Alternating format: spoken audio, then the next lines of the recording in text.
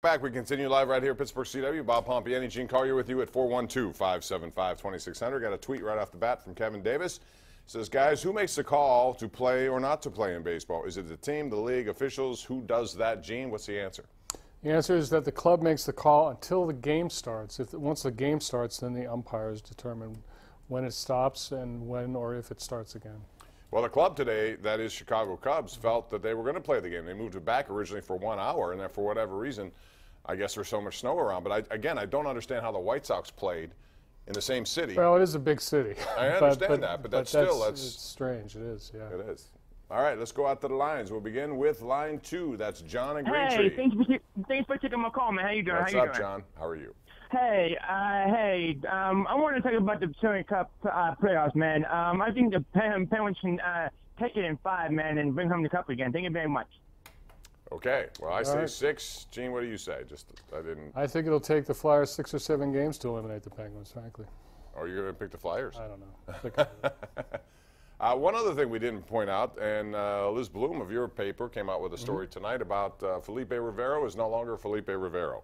He is Felipe Vasquez. Oh, he's the player to be named later. He's a player to be named now. Wow, how about that? Now. But anyway, we got an interesting tweet, at least I did, about this guy who wanted to know why bad time for me to buy a Felipe Rivero jersey, which he did yesterday. So what happens in that case? Should he expect to be exchanged for a Felipe Vasquez?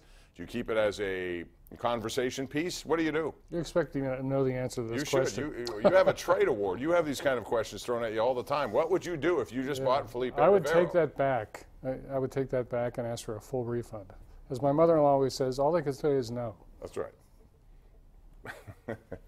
Line 4 we go. It's Rob in the Hill District. Hey, Rob.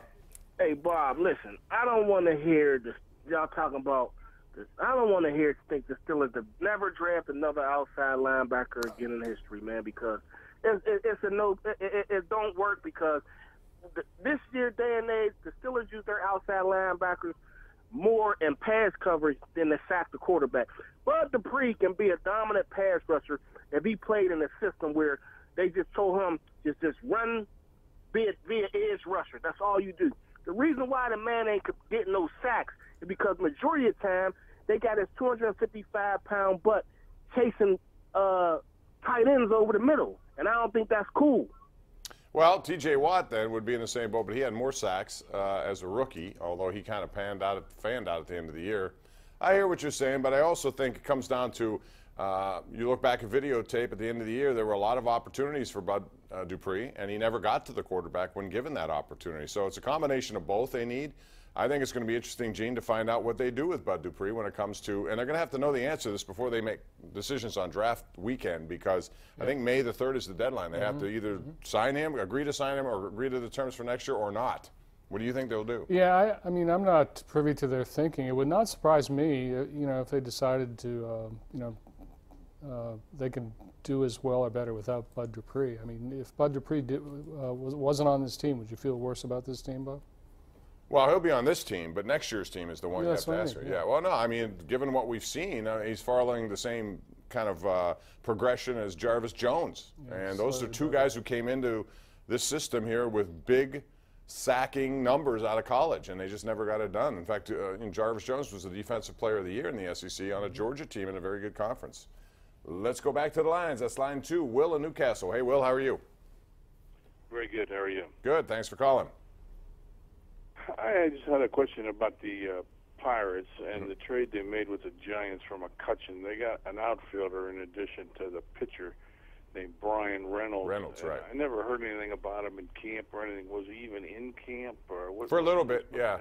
He's a lower level minor league guy, so I wouldn't expect anybody in that trade to come back and play here immediately. The Pirates and the Garrett Cole got 3 guys who are on the roster right now, and that's, I thought they could have gotten more for Cole. There were other prospects in the Astros system who I thought might be available for a guy like Cole, who, by the way, Gene, is 2-0 with 22 strikeouts. He leads the majors in strikeouts and swinging strikeouts. Yeah, when those trades were made, I thought they really got nothing for either player. But right now, the Cole trade looks like it might be a good trade. Well, that depends on, you know, Ian Moran, Well, sure. not Ian Moran, Colin Moran continuing to do what he has, and can he do it? Yeah. It also depends on Joe Musgrove, who we've not seen. He's still injured. That's why we don't evaluate trades after 10 days, Bob, except on television. Sam in New Bethlehem joins us now on the Sports Call. What's up, Sam? Hi, Bob. Hi, Gene. Hey. Hey, I was watching the hockey channel tonight, and they asked for the experts who they thought was going to win the Stanley Cup playoffs. Mm-hmm. And none of them gave the Penguins any love whatsoever. How far did they get? They didn't say. They just were given who was going to win it all. But Well, I mean, did they break down the Eastern Conference? Who would get, you know, I mean, before you get to the finals, you got to win the Eastern Conference. Who was their pick to win the Eastern Conference? a lot of them like Boston. I do too. I think Boston's a really good pick. Yeah, one guy liked Boston to win it all, and the other three, I was surprised, all liked Nashville. That's not surprising. Nashville had the most points, 117. Thanks for the call. They're a good team. They added Nick Bonino. They, you know, to me, it comes down to their goaltending. Pekka Rinne. The Penguins have had an amazing ability, Gene, goaltenders, and take them out of games in big-time situations, and he is in the same boat. The goalie they had the most difficulty with recently was Anderson in Ottawa, right? But yeah, Bovada, the betting service, came out with its Stanley Cup winning odds today. The Penguins had only the 6th best odds on that service. It was 10. They were 10-1. Yeah. Well, you know, again, I look at best of sevens. I don't see many teams capable of beating the Penguins in the East. I do think Boston could be one of those teams the way they play. You know, I think Tampa Bay. People forget what they added at the trade deadline. J.T. Miller was really good. Good team last and then year, McDonough, who's a captain of the Rangers, goes down there and joins that group. That's a pretty good group. Although, at the end of the year, both Boston or Tampa, both played badly, I thought, heading into the playoffs. They did. Even Boston last night could have clinched #1, and they lost at home. The last couple of weeks, those teams weren't the 2 best teams, but generally, I think they are. Line 4 we go. It's Rich in Altoona. What's up in Altoona, Rich? Hey, guys. Well, I wanted to tell you, the caller 2 callers ago wanted to know about the player we got in the San Francisco deal. He's starting for us here in Altoona. Oh, is he down in AA? Yes, he is with us, and he is in the starting lineup. And so, what's he done? well, you know, they've only played 4 games, and it was in miserable weather, so they really haven't done much. Pitching has really stood out. J.T.